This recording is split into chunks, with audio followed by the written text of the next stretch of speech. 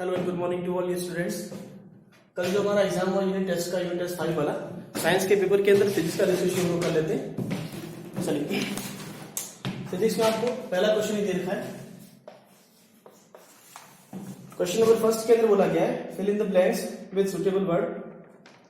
If the weight of the body is 6 newton on the moon. अब moon पर किसी भी ऑब्जेक्ट का आपको वेट दे रखा है, ठीक है ना। जैसे ये मून का सरफेस है, आप इसके ऊपर आपको किसी भी ऑब्जेक्ट का वेट दे रखा है, वेट इज इक्वल टू, अब वेट जो फोर्स होता है उसी का एक फॉर्म है, ठीक है ना।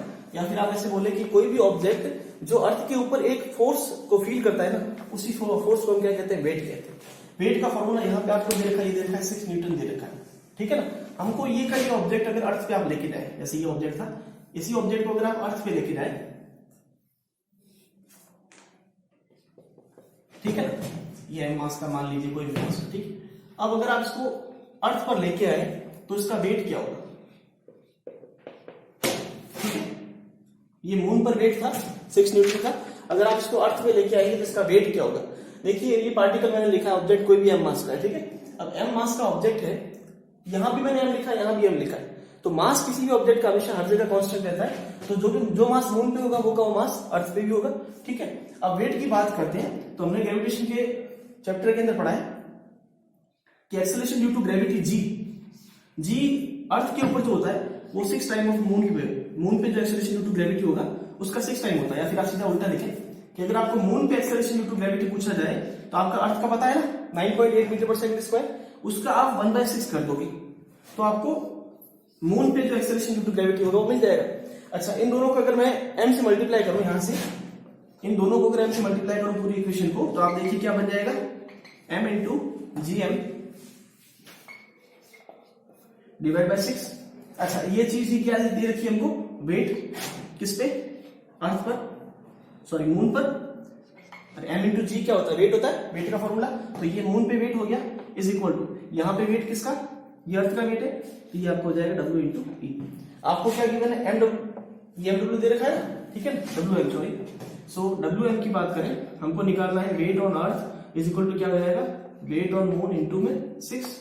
तो वेट ऑन मून कितना दे रखा है, 6 इंटू 6, ये कितना हो जाएगा 36 न्यूटन, ठीक है ना। Yes, clear. चलिए, नीचे तक सभी को दिख रहा है। ये क्वेश्चन जैसे वैसे तो आपको सीधा आंसर लिखना था 36 वाला, ये वाला इतना ही लिखना है आपको फिल इन द ब्लैंक में। लेकिन अगर ये क्वेश्चन 2-3 नंबर के अंदर आता है, लेट्स से 2 नंबर के अंदर आता है, तो कम से कम आपको इतना लिखना होता है, ठीक है। चलिए,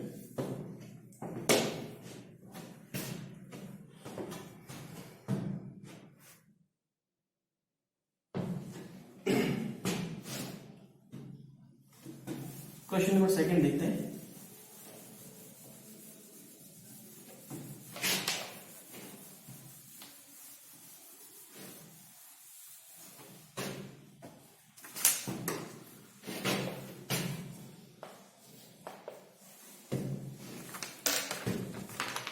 क्वेश्चन नंबर सेकंड है, the value of acceleration due to gravity. अब देखिए, पोल के ऊपर और इक्वेटर के ऊपर बात करें, वैसे अर्थ के सरफेस पे सारी जगह पे आपको अगर जी पूछा जाए कितना होता है, तो 9.8 मीटर पर सेकंड ही होता है, हमेशा सब जगह पे कांस्टेंट ही है, ठीक है। लेकिन पोल पर थोड़ा सा ज्यादा होता है इक्वेटर के कंपेरिजन के अंदर, ठीक है ना। तो पोल पे acceleration due to gravity equator के कंपेरिजन में ज्यादा होता है। आप लिख सकते हैं इस तरह से, acceleration due to gravity on pole is greater than equator, ठीक है ना, ज्यादा होता है। तो ऑप्शन आपका कौन सा हो जाएगा। अब देखिए, हमको पोल से पूछा गया, पोल से लेस देन होता है इक्वेटर पे, तो सी ऑप्शन आपका हो जाएगा, ठीक है ना।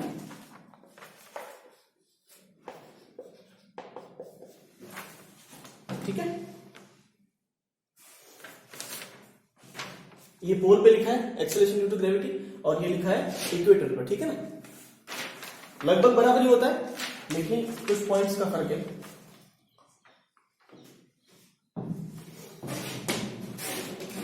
अब क्वेश्चन नंबर 5 देखिए।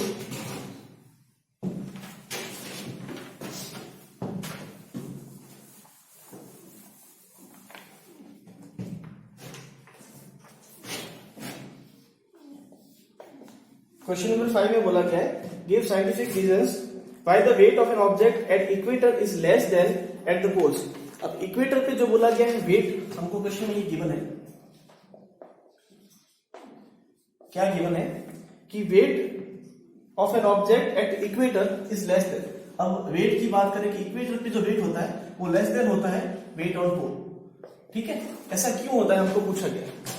तो अभी जस्ट जैसे हमने सेकंड वाले क्वेश्चन में बात की है कि इक्वेटर पे जो एक्सेलरेशन ड्यू टू ग्रेविटी होता है वो लेस देन होता है किससे, पोल से।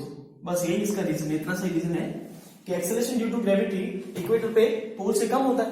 इसीलिए वेट की हम बात करें, वेट क्या है, mass into acceleration due to gravity तो है। तो अगर ऑब्जेक्ट सेम है, ठीक है ना, इसको अगर आप और अच्छे से देखें तो ऐसे देखिए,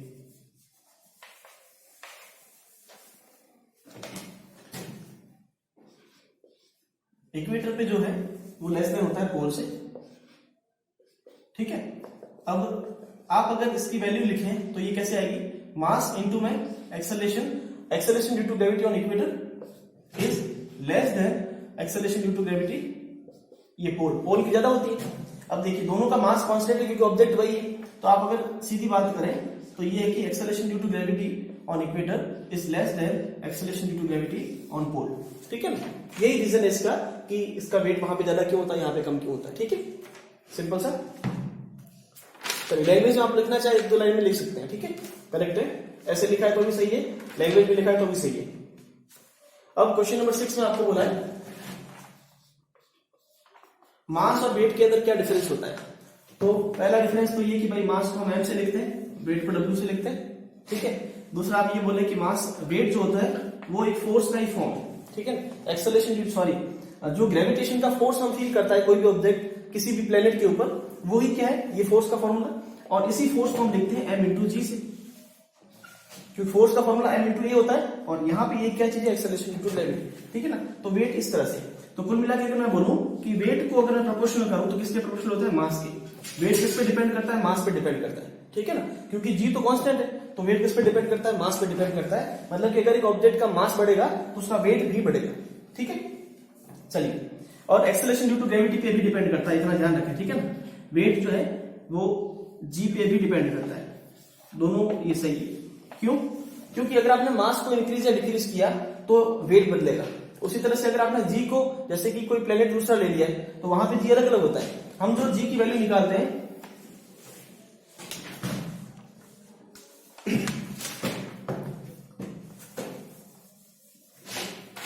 यहां सीधा लिख लेता हूं अगर नहीं दिख रहा है तो।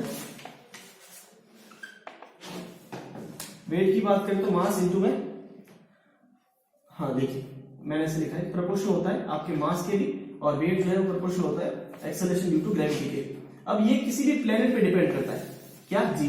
अब जी हमने बोला कि 9.8 मीटर पर सेकेंड है, स्क्वायर है, ये सिर्फ किसके लिए, अर्थ के लिए। ये अर्थ पे एक्सेलरेशन ड्यू टू ग्रेविटी होता है, किसी अदर प्लेनेट पे जाएंगे तो जी बदल जाएगा। ठीक है ना, तो अगर आपको वेट की बात करें तो वेट किस पे डिपेंड करता है, मास पे तो डिपेंड करता ही है, और जी पे भी डिपेंड करता है। लेकिन मास जो है वो किसी भी चीज पे डिपेंड नहीं करता। अगर आप किसी भी एक ऑब्जेक्ट का कुछ मास है, उसको किसी भी प्लेनेट पे लेके जाओ यूनिवर्स के अंदर, उसका मास उतना ही रहता है। ठीक है ना, मास में कोई वेरिएशन नहीं आता। ठीक है, चलिए ये कुछ डिफरेंसेज है। आपने लैंग्वेज में लिखा है तो भी अच्छा है, ऐसे लिखा है तो भी ठीक है। आगे question number 9,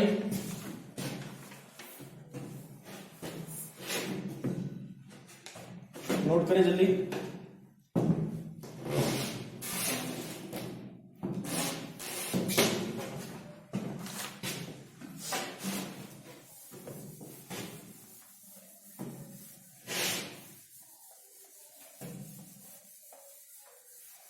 question number 9, question number 9 में आपको ये पूछा गया है कि एक्सेलरेशन ड्यू टू ग्रेविटी क्या होता है।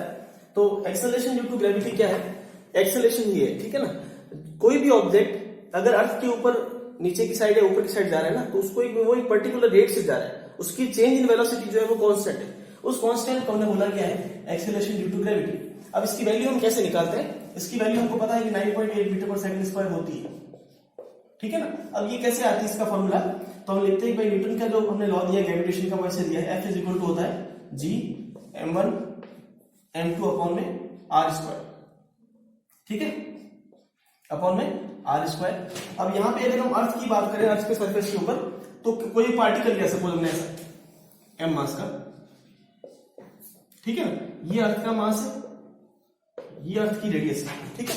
अर्थ का मास और अर्थ की रेडियस दोनों कांस्टेंट है। अगर कोई पार्टिकल एम मास का इसके ऊपर रखा हुआ है, इसको इस पे नीचे की साइड में फोर्स लगता है, इस फोर्स को न्यूटन ने कैसे डिराइव किया, इस फॉर्मूले से, ठीक है ना, ये यूनिवर्सल लॉ ऑफ ग्रेविटेशन कहा जाता है। अब हम बात करें एफ की, एफ की वैल्यू को मैं इस तरह से लिखूं भाई, हम अब दो पार्टिकल क्या है, एम और एम, कौन सा, ये स्मॉल एम पार्टिकल का मास है और कैपिटल एम हमारे पास में ग्रेविटेशन का सॉरी अर्थ का मास है, अपॉन में आर स्क्वायर।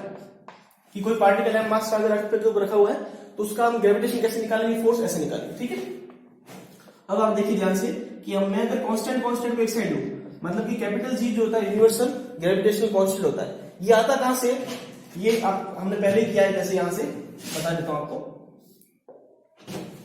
न्यूटन ने बोला कि जो फोर्स होता है किसी भी पार्टिकल का अर्थ के ऊपर, वो उसके मास के प्रोडक्ट के प्रोपोर्शनल होता है, पहली इक्वेशन उन्होंने ये दी। दूसरा उन्होंने ये बोला कि अगर हम डिस्टेंस को बढ़ाते हैं तो फोर्स डिक्रीज होता है, मतलब अगर दो पार्टिकल है उनके बीच में अगर हम डिस्टेंस को इंक्रीज करेंगे तो फोर्स डिक्रीज होगा, और डिस्टेंस को रिड्यूस करेंगे तो फोर्स इंक्रीज होगा। तो यहाँ पे इनवर्स का रिलेशन आता है, तो उन्होंने बोला कि डिस्टेंस जो होती है वो डी स्क्वायर के फोर्स जो होता है डिस्टेंस और इसका रिलेशन इस तरह से, ठीक है। इन दो इक्वेशन को उन्होंने मर्ज किया तो उनको एफ जो है वो क्या किसके प्रोपोर्शन मिला, m1 m2 अपॉन में डी स्क्वायर। डी क्या चीज है, दो पार्टिकल के बीच की डिस्टेंस m1 और m2 के। फिर जब उन्होंने प्रोपोर्शनलिटी का साइन हटाया तो उनको एक कांस्टेंट लगा, इसको उन्होंने बोला जी, ठीक है ना, वही जी आपका acceleration due to gravity sorry universal constant है, ठीक है। अपॉन में आर भी जो है वो रेडियस भी कांस्टेंट है, इनटू में मैंने इस मास पार्टिकल के मास को अलग से लिख लिया। ये तीनों चीजें कांस्टेंट है, ये तो इसका नाम ही कांस्टेंट है, अर्थ का मास कांस्टेंट रहता है और रेडियस ऑफ अर्थ ये भी कांस्टेंट है, ठीक है ना। आपको सभी की वैल्यू पुट करके और जी की वैल्यू, तो इसकी मैं बात करूं ना, इसको बोलते हैं acceleration due to gravity into में m। अच्छे तरीके से अगर आप इसको लिखें तो f का फॉर्मूला बन जाएगा m इंटू में g, ठीक है। तो यहां से आपको g और g के अंदर रिलेशन पूछा है ना, स्मॉल g और कैपिटल g के अंदर रिलेशन पूछा है आगे क्वेश्चन के अंदर, तो आप यहां से रिलेशन लिख सकते हैं कि अब g का फॉर्मूला क्या बन जाएगा, capital G into capital M upon में आर स्क्वायर। उस साइड लिखता हूं अगर नहीं लिखा हो तो जी का फॉर्मूला आपसे पूछा जाए तो ये होता है, ठीक है ना। कभी कभी ये क्वेश्चन अगर ओलंपियाड की बात करें तो वहां क्वेश्चन किस तरीके से आता है, आपको ये नहीं पूछेगा अर्थ का एक्सेलरेशन ड्यू टू ग्रेविटी कितना होता है, वो कोई प्लेनेट का मास देगा, उस प्लेनेट की आपको रेडियस देगा, ठीक है ना। कोई भी एक प्लेनेट का नाम दे देगा, बहुत सारे हैं, किसी उस प्लेनेट का नाम आपको मास और रेडियस गिवन होगी क्वेश्चन के अंदर, आपको पूछेगा उस प्लेनेट का एक्सेलरेशन ड्यू टू ग्रेविटी निकालिए, ठीक है ना। तो आप इस फॉर्मूले से उसकी वैल्यू निकालो। आप यूनिवर्स के अंदर किसी भी प्लेनेट के ऊपर एक्सेलरेशन ड्यू टू ग्रेविटी उसका फाइंड कर सकते हो। अब यहाँ पे हम सभी अर्थ की बातें कर रहे हैं, तो ये m जो है वो अर्थ का मास है, हमको पता है, रेडियस हम यहाँ पे पुट कर लेंगे तो हमारे पास वैल्यू कितनी आएगी, 9.8 मीटर पर सेकंड स्क्वायर, ठीक है ना। बात समझ गए, बस ये इसका रिलेशन है, लिख लीजिए सारे।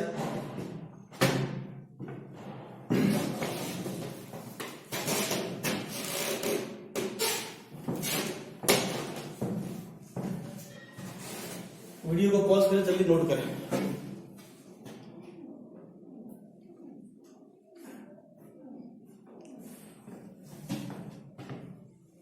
लास्ट आपका क्वेश्चन नंबर 12 जो दे रखा है वो आपको universal law of gravitation proof करना था।